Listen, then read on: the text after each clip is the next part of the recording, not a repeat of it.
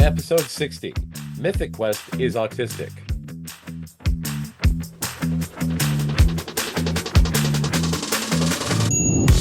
Welcome to the Autistic Culture Podcast. Each episode, we dive deep into autistic contributions to society and culture by introducing you to some of the world's most famous and successful autistics in history. Before we get started, a quick disclaimer on how we use the word autistic.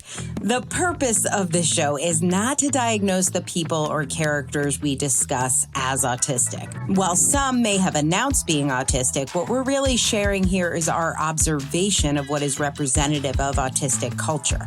It can sometimes be difficult for autistic people to celebrate our natural tendencies and traits due to the perception of autism as a disorder that needs to be fixed, a long history of damaging medical interventions to get autistics to fit in with mainstream culture, and protective masking skills many of us have developed to try to stay safe.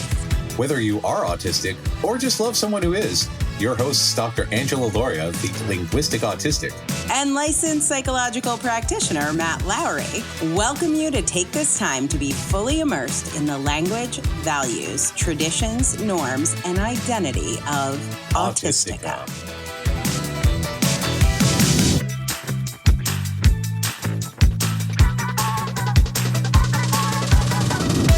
Hey, Angela. Hey, Matt. We've been having some technical difficulties recording this episode today, and I think that it's strangely on topic, considering I was that, just going to suggest this. This feels yeah. like one big giant, I don't know, quest to get this episode recorded. Oh, yeah, because, no one would believe it. So it is indeed a mythic quest. And Mythic Quest. and that's the thing about it, because the show is all about these weird problems that pop up in all these various areas, occasionally related to IT, occasionally related to people, and here we are, because it's the weird problems that make us who we are. This could definitely be a level of the game that Pip adds for us. So. Oh yeah. Joe Manganiello, will show up as the Black Knight, and we have to defeat him in order to make Riverside help us, record again. Right. So, oh, good Lord, man, so I'm going to be internally screaming a lot throughout today, but we will get it done. And if you nice people are hearing this, that means that we succeeded, and we beat the Black Knight, and here we are. Right. So it feels a little like we're sending a message in a bottle and just hoping this all works out. But you guys have been so awesome lately. Thank you for sending in so many great show requests. We've got a really good list. And so every time you hear an episode of the Autistic Culture Podcast, please know it is a miracle. It is just a small miracle that it happened. And there are episodes you will never hear because we did not receive our miracle. We did not up level at the end of the episode. Yeah. We still need to figure out how to make Linux work for guests, because Clearly. Oh my God. Yeah. Oh my God. So yeah, so Mythic Quest, for those of you who don't know, is a series on Apple Plus, and it is incredibly autistic centered. Mm. And so there's a bit of I see a connection there, and there may not be. But in the finale of Community, Abed says that he's moving to Los Angeles, and there's a very intense close-up on the back of his head with a voiceover that says that he got a job at Fox as a PA in a video game in a show set in a video game studio. He said it's 30 Rock meets IT Crowd meets, well, me. And the finale aired on Google's screen on Yahoo screen in 2015, and the show was officially announced in 2018. But Megan Gans was a writer for Community during 3 of the good years. Well, 2 of the good years and season 4. So she was a writer on the episode of Community where Annie's boobs, the monkey, stole Annie's pen and hid it in the air conditioning vents, and they all accused each other because they couldn't find the pen. She wrote the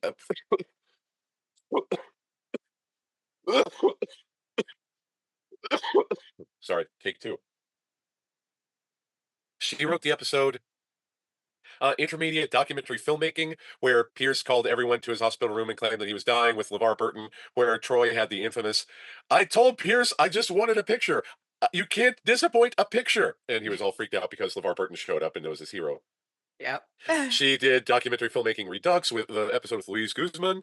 She did the Law and Order episode, but she also did the episode during season 4 of Pierce's Halloween episode, and the finale when the study group from the Darkest Timelines somehow entered our dimension, and it was not a great episode, but no season 4 episodes were. So she had a bit of an inside track when creating the show and casting Danny Pudi. So there's a chance he may have known, but it could very well be a coincidence that a video Or game my studio theory is it inspired it. Maybe that last line of Community was the inspiration for Mythic Quest.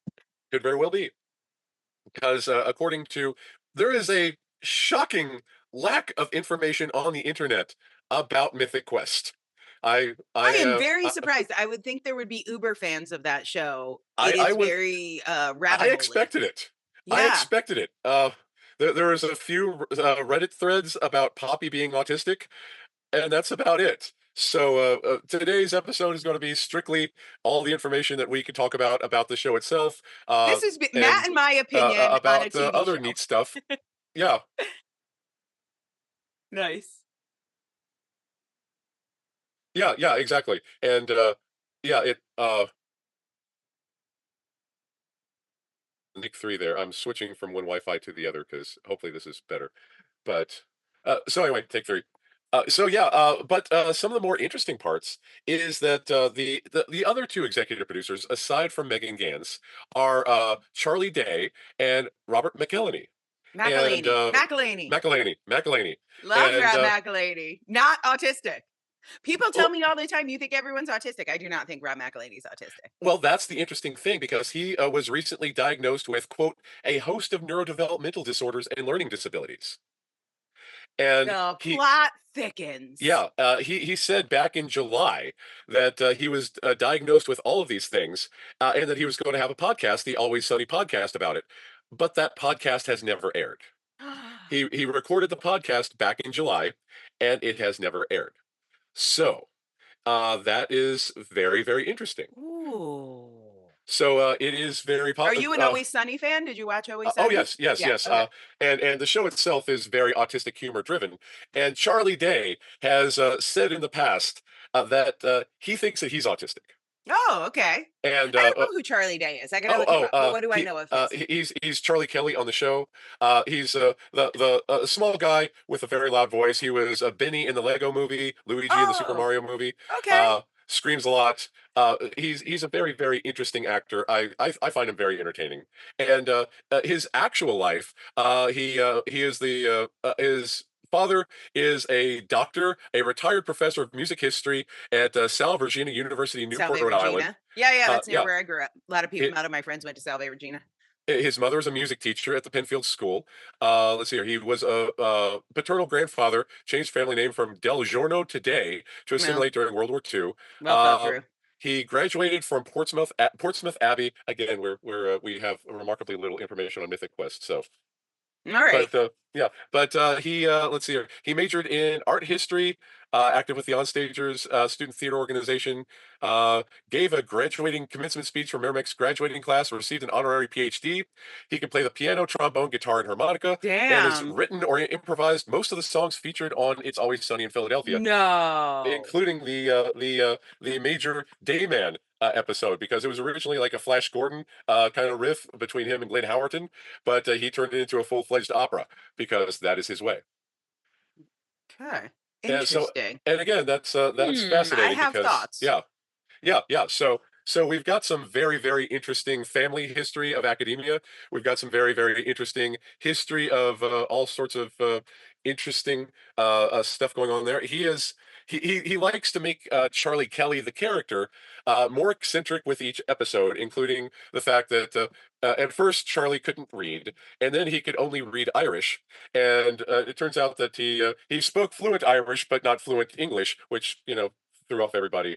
But yeah, it's interesting. But he also referred to Charlie Kelly, the character, as being autistic, Oh, and interesting. yeah, so it's Okay, interesting so that I actually have never seen Always Sunny. So Charlie Kelly is who Charlie Day plays yeah. on Always Sunny, but is he in Mythic Quest? Does he play a Oh, role in Mythic? no, he's just the executive producer. Got it. Okay. Now I'm with you. which I'm like, I don't know yeah. who this dude is, but I of course know Benny from the Lego movie. I am Oh, not yeah. a monster. So Yeah, yeah, exactly. Yeah, yeah. So he was also in Pacific Rim. He's been in a lot of bit parts and many many things. okay. And yeah, but so we've got Rob, we've got Charlie, and we've got Megan. And again, I'm waiting on this podcast episode because I really want to do an Always Sunny episode, and I've been waiting and waiting and waiting since July to see what comes out of What these quote. Rob's gonna say. Yeah. See, this is very interesting because I am my husband's special interest is English football. Oh yes. And Welcome to Wrexham. yes, and Rob McElhaney and Ryan Reynolds bought a team in Wales, which is right near our new house. Ah, yes. And so we kind of obsessively watch and follow Wrexham. Yeah. And they are faced with Robin, Ryan in owning the team. And I do want to do a Wrexham episode at some point, but they are faced with many challenges. And obviously this is editing. So, but Oh they yeah. are faced with many challenges. And the way Ryan and Rob handle these challenges as edited is very top-down processing. Like Interesting. it's there's no bottom-up processing in that show. Occasionally, some of the football players and definitely some of the fans, you will catch hyper-connected brain, bottom-up processing. Obviously, you catch monotropism, but the friendship of Ryan and Rob although it maybe is an autistic thing to like buy a football team, a failing football team. Okay, maybe we could argue, but their friendship just seems so neurotypical culture to me. They like face challenges with lots of platitudes and not many specifics. But again, Yeah. 25-minute TV show and editing. So that is Yeah. Yeah. my entire exposure to Rob McElhaney is Welcome to Wrexham. So, and a friendship with Ryan Reynolds. We love sharing stories of autistic culture. And if you are seeing yourself in any of these stories and you're wondering if maybe you're one of us, or maybe you're already diagnosed or self-diagnosed, and you want to know if Matt can help you live your life better and be more authentically autistic, check out his website at mattlowrylpp.com. That's Matt, M-A-T-T, Lowry, L-O-W-R-Y. And then that LPP, it stands for Licensed Psychological Practitioner. So head on over to mattlowrylpp.com and learn more about working with my buddy Matt. Yeah. Yeah. And Ryan Reynolds, I don't know if he's one of us, but he's definitely creative. He's definitely very interesting. So yeah, I don't know, but Yeah, do you I, guys want I a want. Wrexham show? Do you want a football show? Comment, post, tell me if you Yeah. want me to talk about sport ball because it's always nice when I'm talking about sports. I'm so educated. It's a delight for everyone. But I Yeah. know everybody's backstories. Exactly. Yeah. And so I again been waiting for almost a year at this point to figure out more about what his neurodevelopmental disorders, quote unquote, are. Uh, in Mythic Quest, you saw the season 3 episode where Poppy? It shows like the childhoods of Poppy and Ian. I did, but pause because I do think we should do just a quick overview of Oh yeah, yeah, yeah. We the should. premise of Mythic Quest, just if you're listening before we get into specific episodes. Good So idea. Yeah. just give us the So, layout of okay, the show. so it's it is a show set in a video game development studio that is largely based on Ubisoft, the creators of Far Cry, Assassin's Creed, the Tom Clancy series, Watch Dogs, all that kind of stuff.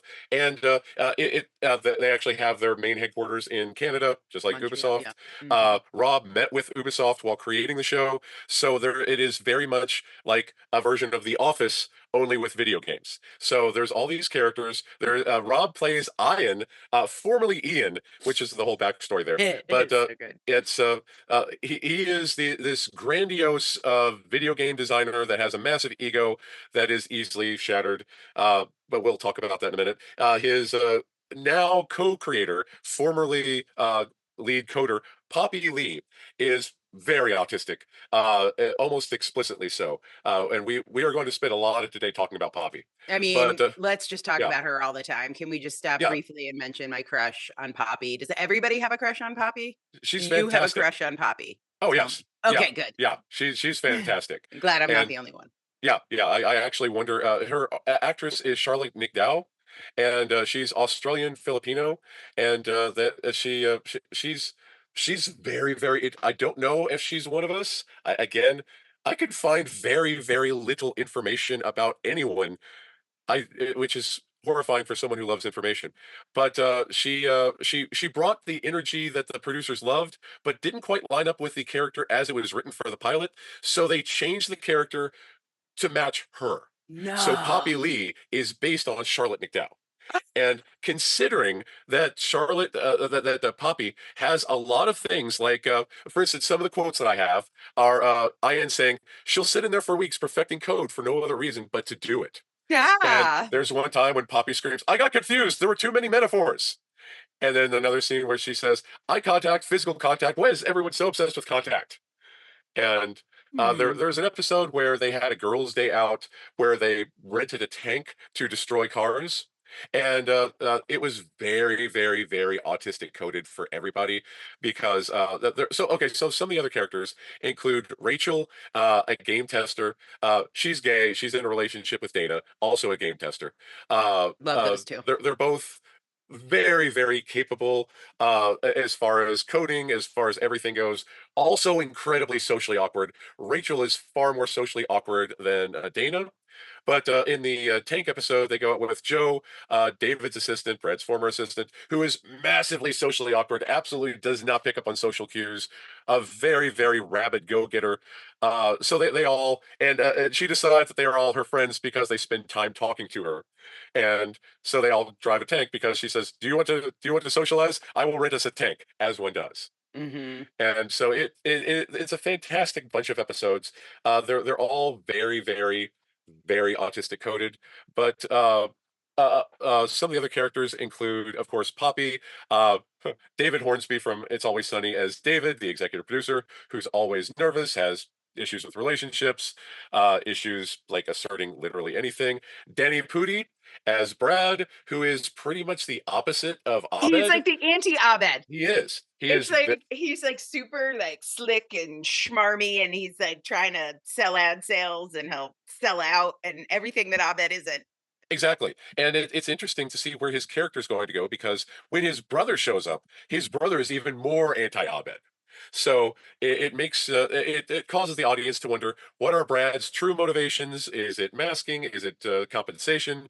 Why is he doing all this stuff? Because it later shows that he doesn't get a whole lot out of it, especially since he goes to jail for all sorts of things and comes back as the rehab as a janitor.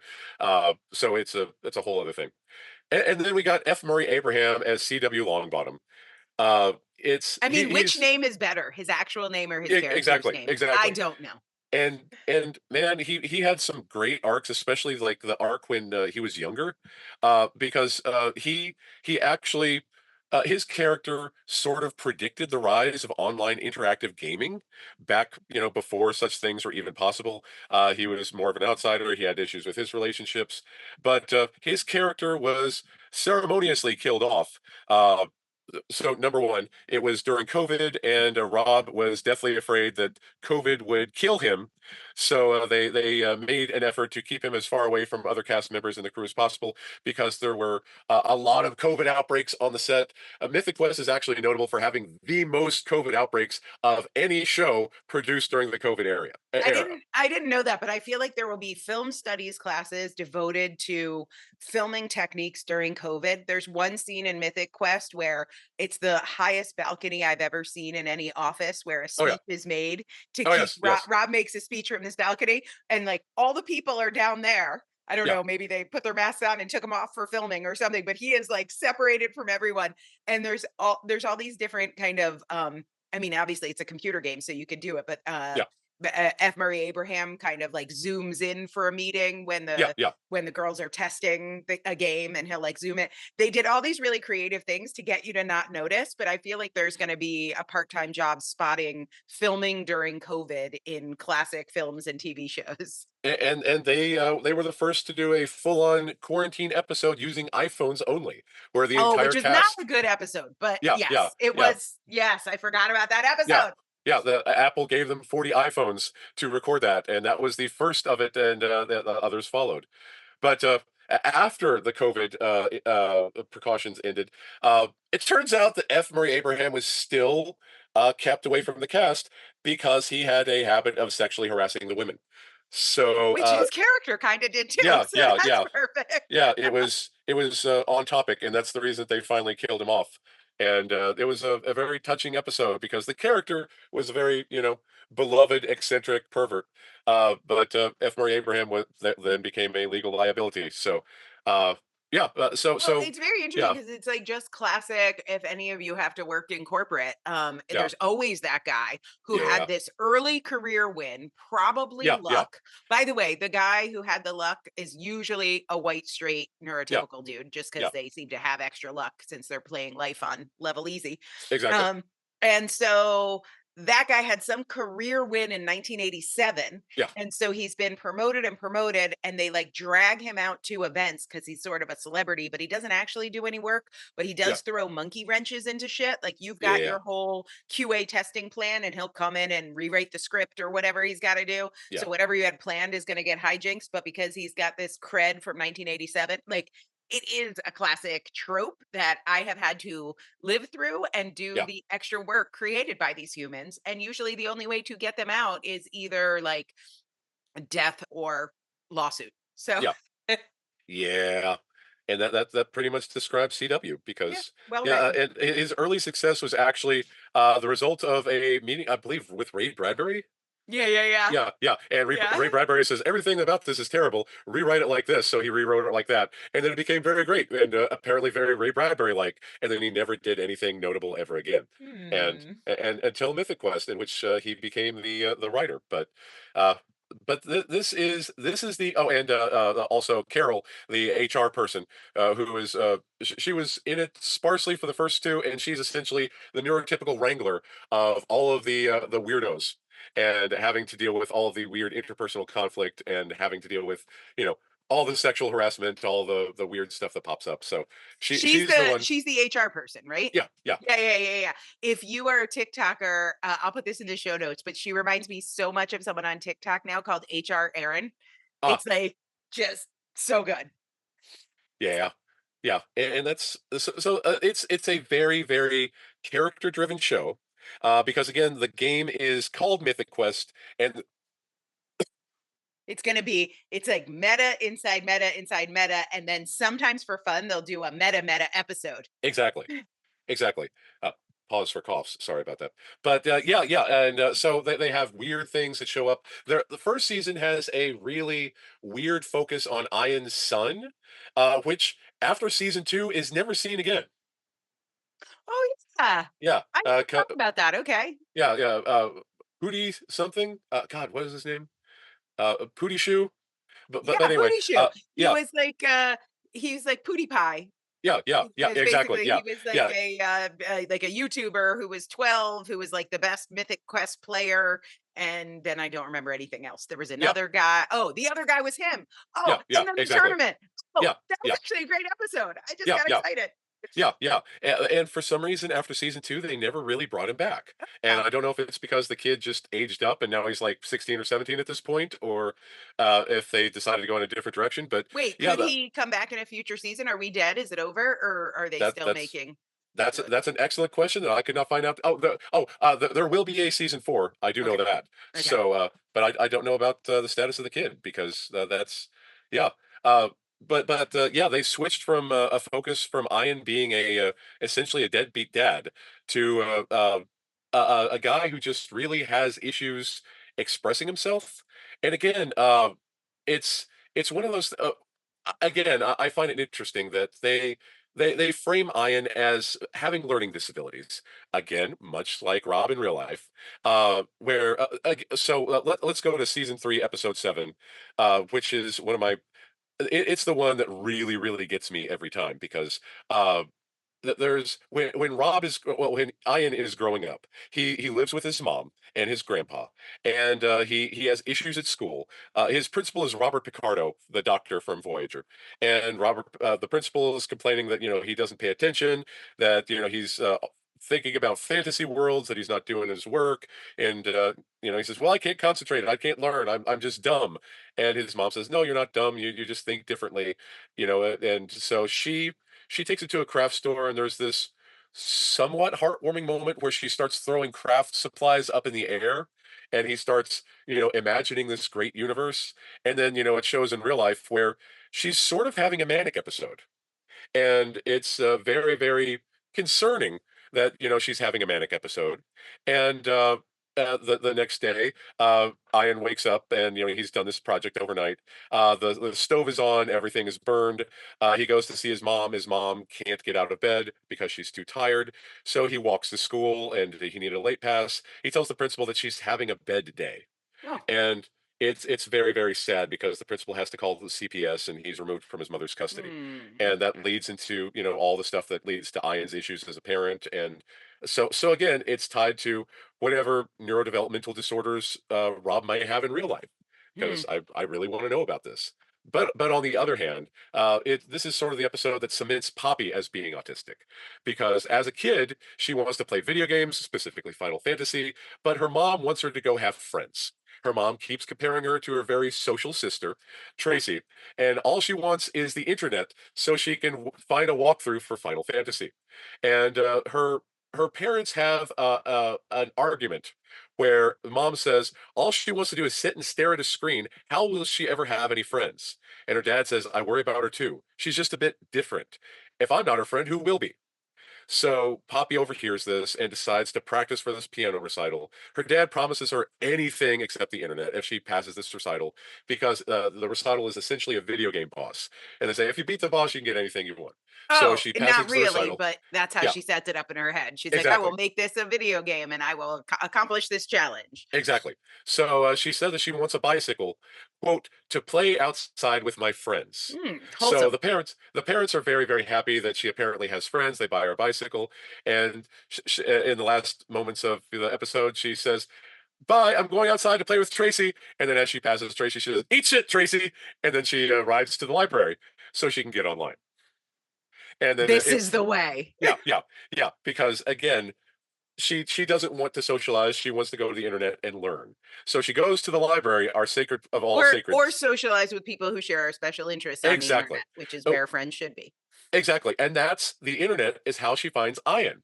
So years later, they meet, and she starts laughing at something that he said, and he has to explain jokes. And he said, "You don't know what a joke is, do you?" And then she says, "I like your beard. That was a joke." And again, straight up autistic. Yeah. So there are many, many, many other moments leading up to, this episode where, Poppy is definitely, definitely one of us. But again, her interactions with Joe. Joe is very the assistant, very, very much a go-getter. She very, very much wants to please people. She doesn't understand how to please people. She doesn't understand, the nuances of getting people to like you. So when she really wants somebody to like her, she goes overboard and again rinse a tank. But otherwise, she just kind of does whatever anybody wants her to do. Yeah. And yeah, So I have a couple things that I want oh to yeah, share about this because like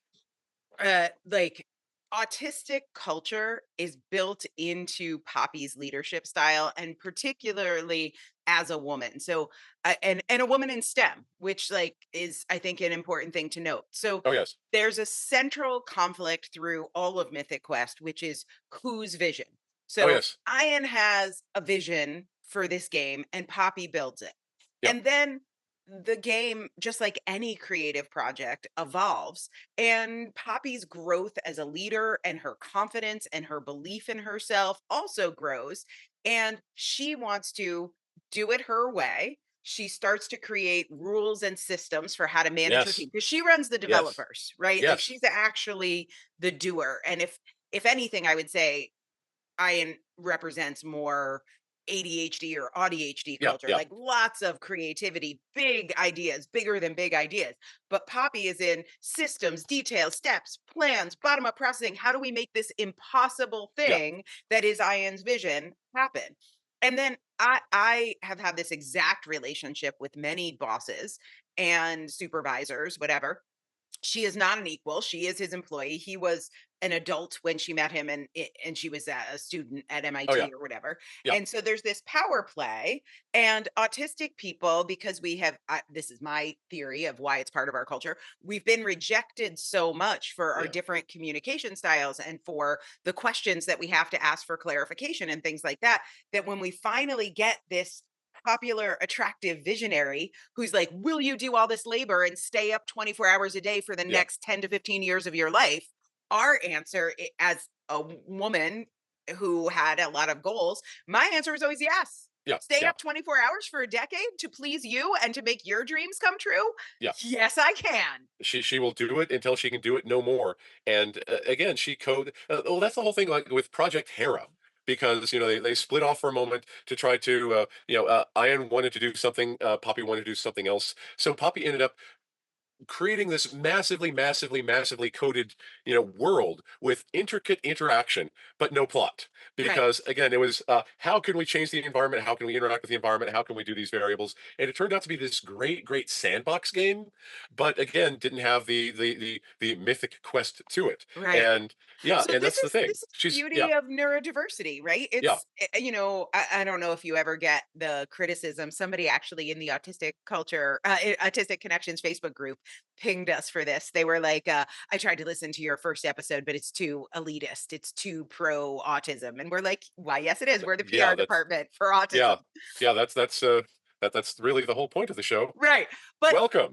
you're right. I'm like, thank you for not listening. That's going to be my new movie. Yeah, yeah, But I really like, you see so beautifully how she sees how in autistic culture we are often exploited for our labor. She sees that and she's like, I want it to be my vision.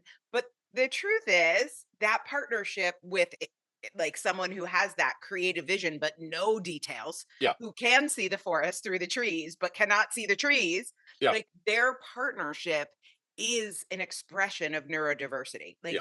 Like we want a neurodiverse world. That is why we do not want all autistic people to be cured, Yeah, fixed, or otherwise adulterated to please neurotypical people, because you need us for your stone bridges, for your creation of calculus, for your understanding of bugs, for your world building. Like you need us, but also like we need you. It is neurodiversity affirming, yeah, not exclusive to autism. But if we aren't the PR department for autism, who is going to be? Because there's a lot of people trying to kill us. yeah, yeah. We need the positive representation. Yeah, And Poppy the is that. Like she comes she to a is. realization her game isn't, don't they do some sort of game off or whatever? Like they have people play and she's like, yeah, it's really not that good. Yeah, yeah, yeah, yeah, yeah. And that's a big thing that drives the creation of Grim Pop. So yeah, as of the last season, she and Ian have left to create their own company because again, they work really well together. There was a whole thing about Mythic Quest the movie and how the much like how Community season 4 went off the rails without autistic Dan Harmon. Uh, Mythic Quest is trying to continue without Ian and Poppy. So they're trying to figure out how to do their own thing alone. Mythic Quest is trying to figure out how to maintain Mythic Quest. I can't wait to see where season 4 goes. I find it very, very interesting. I want to see how Brad continues to evolve because, again, I really, really like Danny Pudi as a human being, and it makes me sad to see him as a villain. So I want him typecast back to Abed, damn it. So, Yeah. yeah. You have a theory there that maybe he's masking and there's a real Brad behind all of that. Yeah, because Brad's brother is a major capitalistic jerk, Mhm. and he is continually he made fun of Brad for oh man, what was his pet back when he was a kid?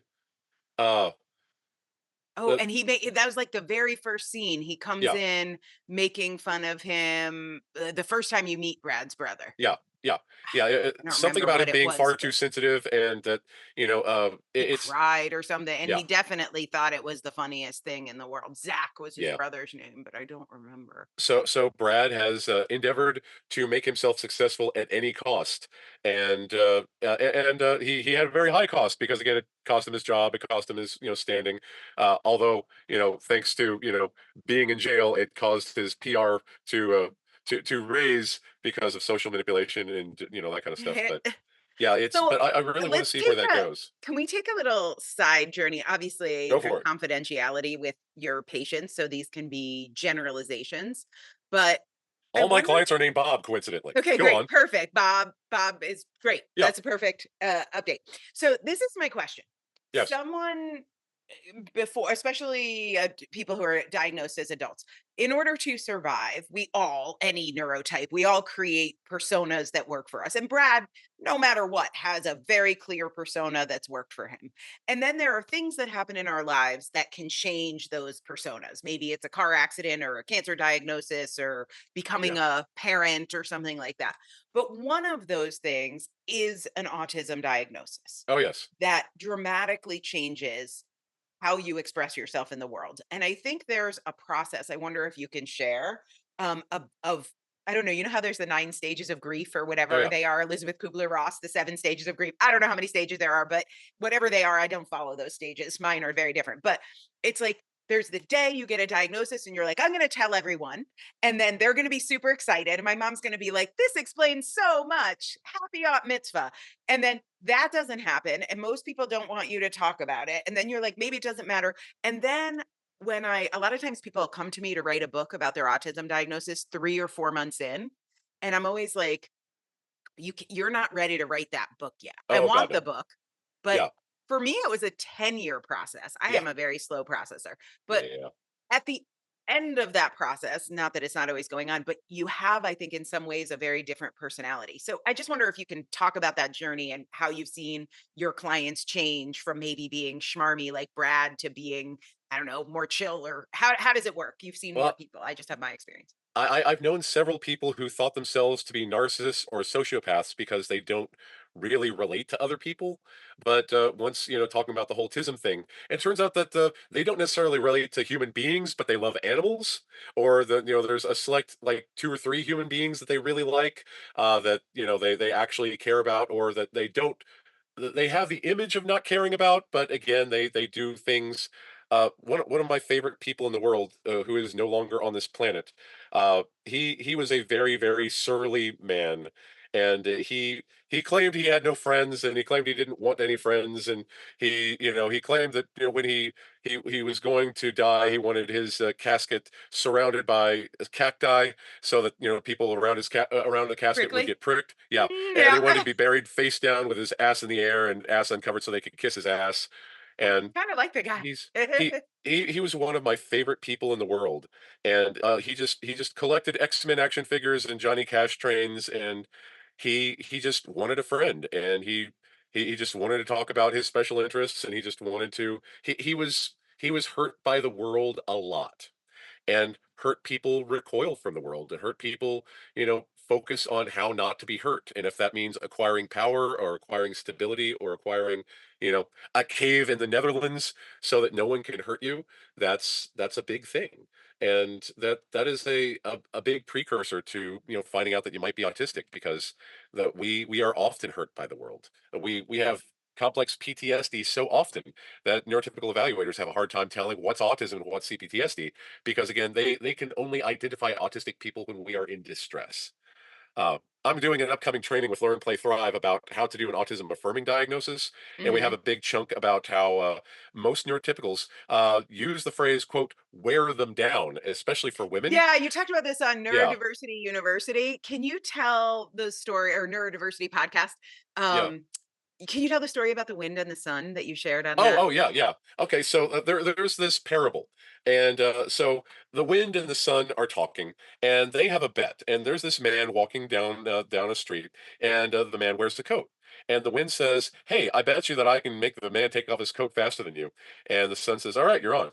So the wind starts blowing. The man holds his coat close, and the wind starts blowing and blowing. The man holds his coat.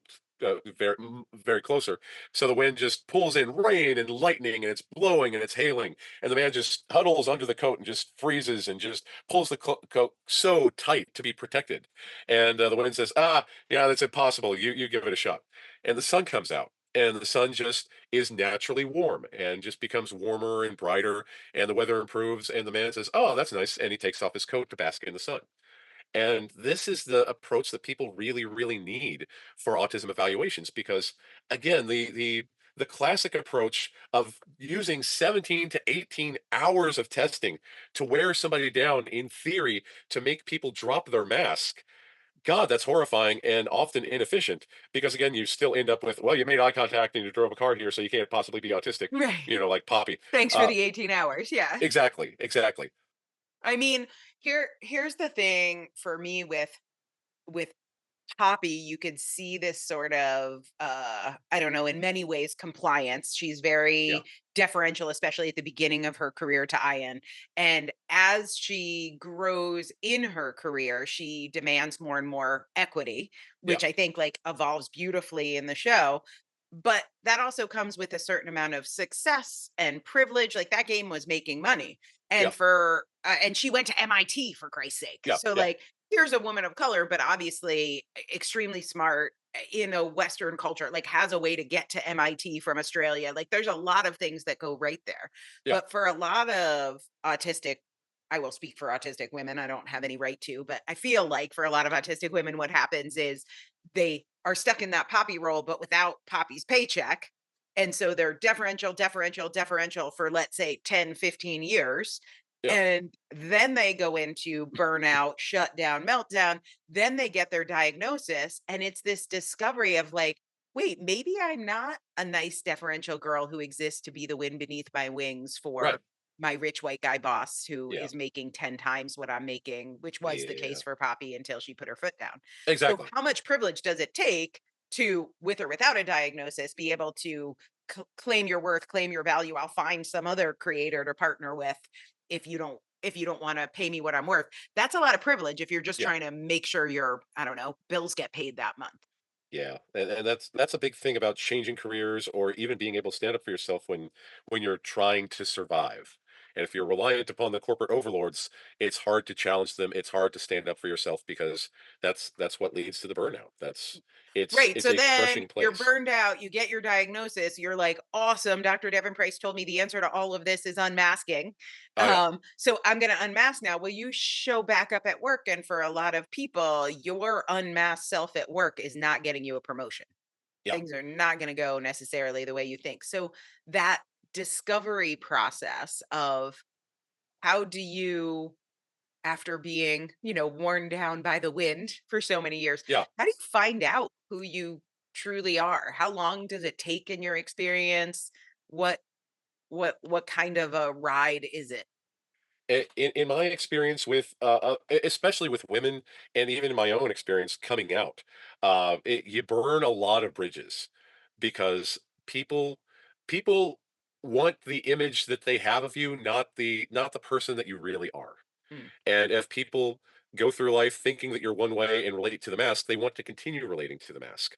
And this is even big in relationships because I know a lot of women who have had a lot of relationship difficulties with their significant others after saying, "Hey, guess what? I'm autistic. This is the real me. I'm going to start unmasking." And the spouse says, "What do you mean? That's weird. Stop doing that. You didn't do that the other day."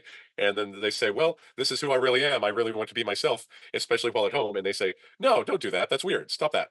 And it's Which very is much logical. Like I thought I was with this person. You kind yeah, of make a social contract to share your life together. And you might be like, hey, this is a lovely person, but not someone I would choose to share my life with. yeah, yeah, and yeah, it's a tough thing, and again, coming out, at your employment and saying, "Hey, I need accommodation so I don't burn out and die," that can be a tricky thing, and it's often very very difficult, and Like, yeah, I'm just it's thinking about this in reference to Brad. It's like oh yeah, he is the money guy, and yeah, like so much of his value is in being the money guy.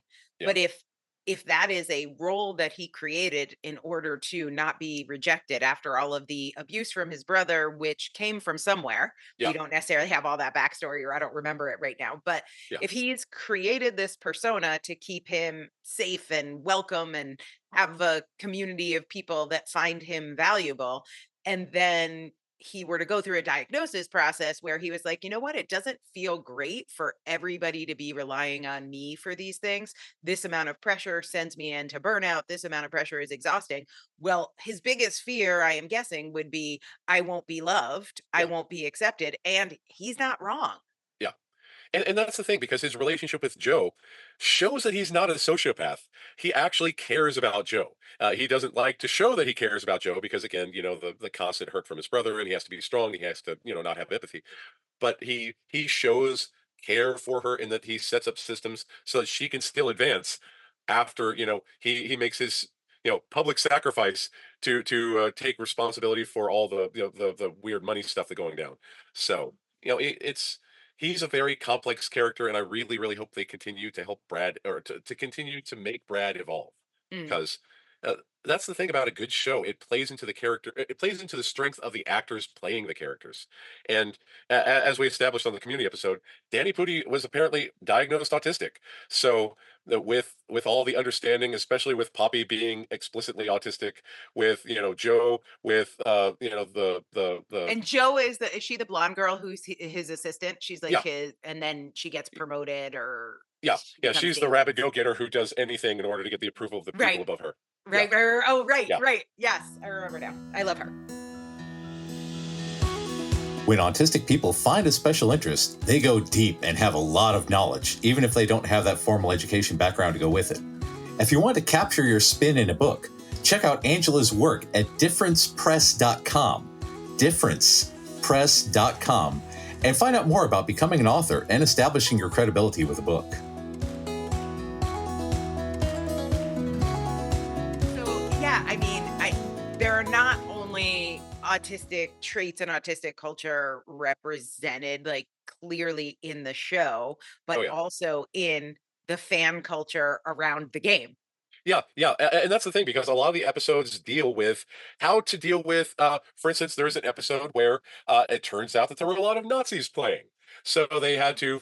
There was a debate on, well, they paid for the game, so they should get to play the game. There are people says they're Nazis, they're Nazis. So they come up with a plan to let the Nazis have a big party in the game, and then whoever shows up to the party, they isolate them to a specific server, so they can't interact with anyone else forever at all. So they can still play the game just on their own terrible little server, and it's that they deal with a lot. There's like the issue with the shovel, the episode where Poppy wanted to create a shovel, but the people just kept digging giant penises with it. Yeah. So yeah, yeah, because again, like, oh, wouldn't it be fun to build things? And they say, no, let's deface things. And just dealing with online culture, that's a big issue that we have, because that is like Poppy, wanting the internet so she can reach out and connect with people. That's largely how we have our friendships, and these are some of the battles that we have to deal with in real life, especially if you want to socialize through an multiplayer online game. M M M work? M Words today. Yeah. Yes, MMPORG. Yeah. Yes. Yeah. So yeah, it's one of those things, because if anyone's played WoW, if anyone's played StarCraft, uh, or any of the many, many, many, many clones, you want to grind, you want to level up, you want to socialize with your clans, but there's inevitably going to be people on there that you just cannot stand. And this is a big mirror to the community that we find ourselves in, because we want community, we want understanding, but at the same time, boy, leaving the house really sucks, doesn't it? So let's meet people Sure online. does. Right. Right. That is often safer, but not always. And man, has it gotten complicated. I remember when I first got online, which was 1992, Oh yeah, 93, 92. I think it was late 92 or early it 93. was back before pictures. It was before pictures. I was actually a coder in the Lynx system, Ah, Lynx. I used to do Lynx coding for one of my special interests. Maybe I mentioned Crowded House. I don't know. of Should course, we talk yes, about them again? of course. But that's how I got into the internet, because I was tape trading. I was like trading tapes of recordings of Crowded House shows. And so I would build these links pages for other Crowded House fans and Usenet news groups. And Yeah, I don't yeah. know, those days felt so innocent. Like it was very functional. It was probably mostly autistic people. I still And have dreams of the days of Usenet. Usenet, I love Usenet news Yes. groups. I had so many like magical things happen there. And it was such a um like so much reciprocity and community and very little. I'm sure there were Nazis there too, but it was very little like emotional upheaval and chaos. Like there were Yeah, no like buttons and no algorithms that I was aware of. Maybe there were, but if you wanted to read posts, you just went to the bulletin board and read them first to yeah. last, not most emotionally charged to least emotionally charged. You get online and you use your dial-up connection, and you download all the posts for the day, and then you go through and read and respond to each one. And I was an avid participator in the Star Wars and Transformers threads of the day. So Yeah, and there was that was no the way. endless scroll. You could get to Yeah, the end. You could get through, here were all today's messages. Let me read them on my Amiga. exactly. Yeah, yeah. It was a simpler time, and yeah, and that's part of our culture. We were the people who found it first before, it was greatly monetized. Yeah. Um, yeah. Yeah, the whole effect of capitalism and algorithms and advertising. And my Yeah, senior thesis in high school was about the green card lottery email, which was the first commercial email ever sent. There was, really. yeah, so there was a because email was for I like had no idea. scientists to communicate. Yes. And that is what they did. And actually, email, this is actually in my book, The Equalizing Quill, which you can find at Amazon and find bookstores everywhere. Ah, Um, so Vince Cerf, do you know who Vince Cerf is? One of the I fathers of don't. the internet. Yeah, tell me. So he was at DARPA, and all these guys are probably autistic, but that's not what this story is about. He, I want to say, had scarlet fever as a baby and was deaf. Ah, yeah. But because maybe it wasn't as a baby, maybe it was like a young adult. It's in the book, the actual research story. But in any case, he lost his hearing and he was in a relationship married to Sigrid, his wife, who is also deaf. And so he was at work and he was using DARPA and he was using the early email protocols to talk to other scientists, no Ah, problem. But yeah. his wife was at home and he couldn't call her. So he's like, there's got to be some way to build a protocol so that my emails to my friends, I could also send emails to my wife at home to ask her, do you need me to pick up milk on the way home? There And you go. I so like that. that is how the email protocol was created. The TCP/IP email protocol was created by Vint Cerf, being a backbone of the internet, was because he wanted to ask his wife Sigrid if she needed milk on the way home, and they were both deaf. Not good for phone chatter. I like that. I like that. And again, as a person who went through a lot of hell to try to change my phone number on many, many platforms, I have had to explain repeatedly to people I don't use my phone as a phone. I don't talk to people on the phone. I use it for internet activity. And for And people say, two-factor authentication. I have it for apparently two-factor so. Yeah. authentication. Listen, Yeah. you guys, Matt has gotten so popular. We've had to deal with the paparazzi. There's a lot of people showing up at his house to take pictures, so he has had to change his phone number. He will be changing his phone number once a month just to avoid the fans. Can you Oh, imagine? God. The process complexity with that makes me want to die. Oh, God. Oh my goodness, my goodness. Yes. But yeah, I think the Mythic Quest very much represents not only the characters who relate to us, but they exist in the show because the show is very much related to us and our people and the kind of place where we would find ourselves comfortable working. So I recommend everybody check it out. Again, season 4 is currently in production, so you have a lot of time to catch up on the first 3 seasons. It's available on Apple Plus. I also recommend Apple Plus for all the Snoopy stuff because Apple Plus is now the exclusive home of Snoopy. So if you want to watch Great Pumpkin or any of the other modern Snoopy shows, my son loves Snoopy in space. Check it out on Apple Plus. That So was a nice little commercial. yeah, yeah, pay us Apple, pay Yeah, us. exactly. Yes, we'll Now shill. accepting sponsors. Yeah, yeah. No, yeah, no dignity whatsoever. Tell me, I'll shill for you. Hey, but capitalism. So anyway, so hey Angela, what was your favorite part about being autistic this week? So many good things. It was a really big week for me, but we're going to talk about this offline too. But my 18-year-old adult son, because I have an adult son now, who is Officially adult. right. It's crazy. He's not really adult. It's just like legally they could kill him in Ah, war or recruit him for the army or something. I think of that's the course. big upgrade you get. Um, so neurodivergent kid, really challenged growing up. I had a lot of he was really into games, really into Beyblades, Ah, yeah. Bakugan, Oh yeah, yeah. Yu-Gi-Oh. I went to a lot of Yu-Gi-Oh tournaments Oh, of course. and really not super interested in class and really struggled with reading. So maybe dyslexia, but mostly like slow processing. I think Yeah. reading was just like so slow and so not fun that he just would much rather play Bakugan because who wouldn't? Who wouldn't? Right. I I, can't I, I wait till actually, Emmett I gets do into love, I Beyblades. do love the Bakugan. Oh, Bakugan's great. The Beyblades, the whole there's so much good Oh yeah, toys. Anyway, he was much more into toys, collecting toys, organizing toys than he was into reading. And it was super exciting to see how much he has grown because I, as a parent, was like, look, there are professional Yu-Gi-Oh players. Maybe that is what this dude will do. And regularly on math homework, I would have him, instead of doing the homework, write on the paper, this will not determine my success in the future. yes, And that yes, was the whole assignment because they would give like busy work of worksheets of adding numbers. I'm like, please do not do that. Just write on it.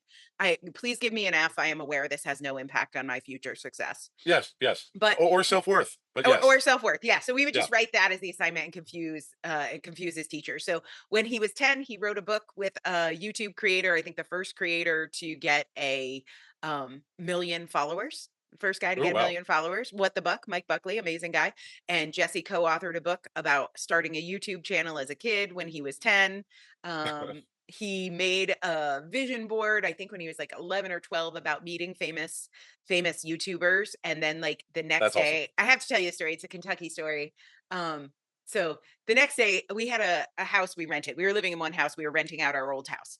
And Jesse's goal was to meet famous YouTubers. He was 24/7 watching YouTube. There was a lot of Dan TDM at the time and Minecraft, all that good stuff. And he was watching YouTube and he calls me and he's like, our old house is on YouTube. Like there's a famous YouTuber inside our house right now. Really? And I'm like, this makes no sense. So we had rented our house to the Kentucky Electric Board.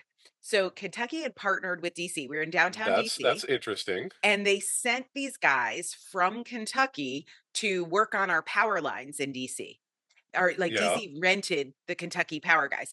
So we had these three guys who all paid separately, but they were all separate guys. They weren't like roommates, but they were roommates. And the Kentucky Electric Company paid us. So we got like great rent. It was always paid on time. And there were random Kentucky electricity workers that lived in our house, none of whom fascinating. were famous YouTubers. So clearly, like my child was seeing something wrong. Someone had a house like ours, something. So I'm like, show me this video. What are you Right. talking about? So he shows me this video. It's a guy who is from Kentucky, famous YouTuber. You should all follow him. He's amazing. His name is Evan Era. He does magic tricks. He is probably one of us. He's amazing. Just Magic tricks on YouTube. You know. yeah, Yeah. exactly. Just gonna say. I love Evan. Uh so it's this guy Evan Era, who I did not know at that time, but was a famous YouTuber. And he is in my kitchen, and there is a light over the kitchen table, which came from my grandmother.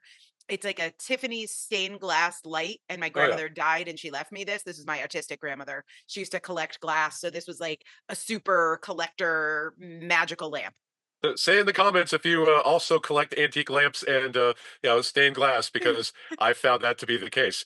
Please continue. Right. So this guy I don't know, who's a famous YouTuber, hits his head on the lamp, which is my grandmother's Tiffany lamp. So I know for sure this is my house. Yeah. This is not a house that looks like mine. This is my house. The call was coming from inside the house. What is happening? So Excellent question. I'm DMing this guy on every platform. I find him on Twitter. It was Twitter then. I'm DMing him on YouTube. I'm like, I don't know who you are, but why are you in my house? Because I Right. don't think Evan Era works for the Kentucky Electricity Company. Right.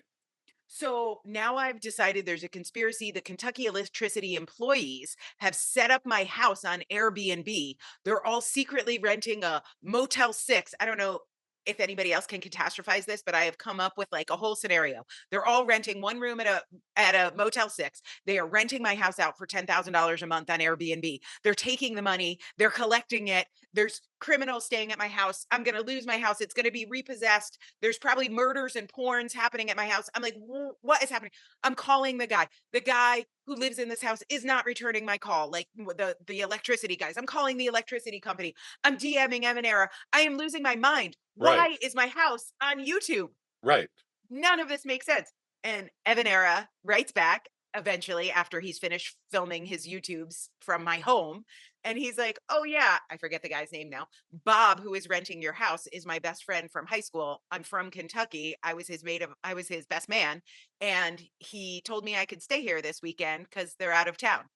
And I was like, oh, that's actually fine. That's Bob 100% fine. sublet your house to the Yeah. famous YouTuber.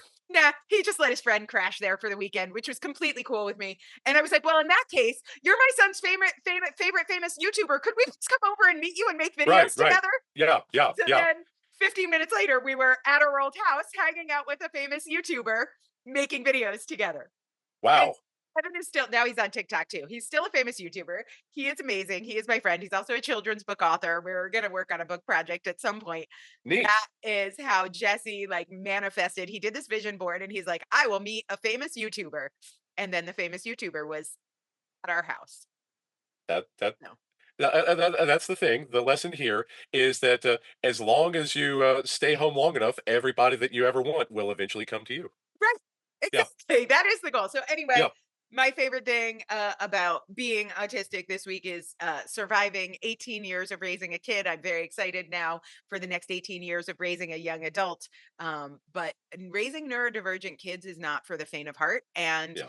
it's a constant growth process. And there was the night of Jesse's birthday, he shared a bunch of things with me about his ADHD treatment process that, in his opinion, I messed up. So I have had so many listeners of this show tell me like I'm such an inspiration, and as a parent like I've helped them so much, and I just want, like, I think sometimes we superheroize people, Yeah. and I did not get all of this right. For sure, I got probably most of it wrong most of the time, and this shit is hard, and I have no further advice. Humans go to human. We Yeah. do the best we can with what we got at the time. Yes. So it's a process, but I will tell you the highlights of enjoying our autistic culture on shows like Mythic Quest make it all worth it. So if you have survived another week being autistic in this ableist world, you have won. Level up, my friend. I am proud of you for just hanging in here. This is hard stuff. And whether it's changing your phone or dealing with difficult parenting things, it is not easy doing this humaning thing. And I just want to honor our listeners, whatever struggles you're going through. You guys send us some pretty powerful letters. I always love reading your comments, and the struggle is real. Yeah, it is, and that's why we stick together. We have this community, and we will get through it together. Yes. Thanks, everyone. We'll see you here next week. Like, comment, share, subscribe, do all the things you're supposed to do, or don't do them because we don't actually care, but we're happy to help. Have a good one. Bye. Thanks for listening to the Autistic Culture Podcast. If you like this show, you can help other people find it by taking a few minutes to rate and review on Spotify or Apple Podcasts. You can find out more about writing your book with me at differencepress.com. That's difference, DIFFERENCE, press, PRESS.com. Or getting a psychological evaluation or consult with me at www.mattlowrylpp.com. That's MATT Matt Lowry, LOWRY, LPP, as in licensed psychological practitioner.com. We hope you enjoyed today's episode, and remember, No one ever changed the world by being like everyone else.